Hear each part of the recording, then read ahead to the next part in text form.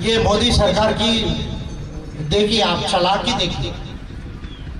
2019 में मैं पहला लीडर हूं जिसने पिटीशन किया इस गवर्नमेंट को ओबीसी की जनगणना के लिए। कौन सी, किसकी जनगणना के लिए? ओबीसी की जनगणना। इस देश की आधी आबादी ये अदर बैकवर्ड क्लासेस है, तो भाई आधी आबादी का एजुकेशन लेवल क्या है, उसके पास घर कैसा है, उसके पास जमीन कितनी है, बैंक बैलेंस कितना है, शेयर कितना है, म्यूचुअल फंड कितने हैं, गवर्नमेंट सर्विस में है क्या, प्राइवेट सर्विस में है क्या, उसके बिजनेस है क्या, बिजनेस है तो कितने लाख के हैं, कितने करोड़ के हैं, वो मिडिल मैनेजमेंट में है क्या, हायर मैनेजमेंट में है क्या, वो कंपनीज को ओन करते हैं क्या। आप अगर आधी आबादी का डेटा ही नहीं लोगे तो उनके लिए नीति कैसे बनाओगे? तो Amit Shah ji home minister of India, इनकी मिनिस्ट्री ने 14 पॉइंट में मेरे पिटीशन का रिप्लाई दिया। कहते हैं कि हम ओबीसी की जनगणना नहीं कर सकते।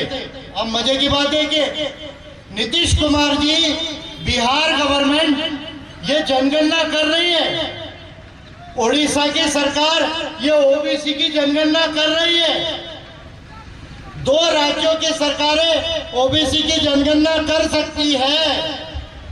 लेकिन मोदी सरकार ये कहती है, अमित शाह जी की मिनिस्ट्री ये करती है, कहती है कि हम सीए एनआरसी तो कर सकते हैं लेकिन हम ओबीसी की जनगणना नहीं कर सकते।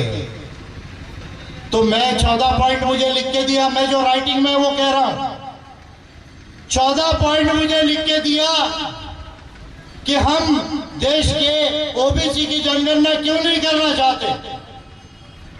और मैंने 14 पॉइंट का point by point, point by point, point by point human rights में और कॉन्स्टिट्यूशन में ये प्रूफ करके दिया कि ओबीसी की जनगणना करना क्यों जरूरी है। अगर ओबीसी की जनगणना नहीं होगी तो उनके लिए नीति नहीं बनेगी और ओबीसी कभी भी आगे नहीं जाएगा। ये बात मैंने प्रूफ की। लेकिन ये सरकार ओबीसी की जनगणना करना नहीं चाहती, ओबीसी का वोट तो लेना चाहती है लेकिन ओबीसी की जनगणना करके उसको विकसित नहीं करना चाहती। तो ऐसी बीजेपी की गवर्नमेंट को हमको मध्य प्रदेश से और लोकसभा के चुनाव में सबक सिखाना है, लोकतंत्र में इनको हराना है और एपीआई की सरकार को इस देश में लाना है। सरकार बनने के पहले हमारे एमपी और एमएलए जीतने की शुरुआत होनी चाहिए। ये काम शहडोल और सीधी और जबलपुर लोकसभा के विधानसभाओं से हो, ऐसी मैं आप लोगों से विनती करता हूं। और जब तक ये काम नहीं होता हम चैन से इस देश में नहीं बैठेंगे, हम चैन से इस देश में नहीं बैठेंगे। ये काम करने तक हमको ये काम करना है। इंडिया को वैज्ञानिक, विकसित और मानवतावादी राष्ट्र बनाना है। इंडिया को वैज्ञानिक, विकसित और मानवतावादी राष्ट्र बनाना है। इंडिया को ग्रेट गोंडवाना बनाना है।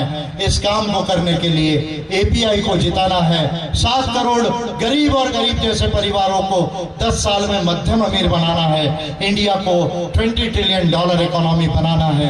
आदिवासियों को जल, जमीन, जंगल का वास्तविक मालिक बनाना है। ओबीसी जनगणना करनी है और सबका विकास करना है, किसी के साथ भेदभाव नहीं करना है। ऐसा काम करने के लिए हमको एपीआई को चुनाव में अच्छे से लड़ाना है, किसी से कॉम्प्रोमाइज नहीं करना है।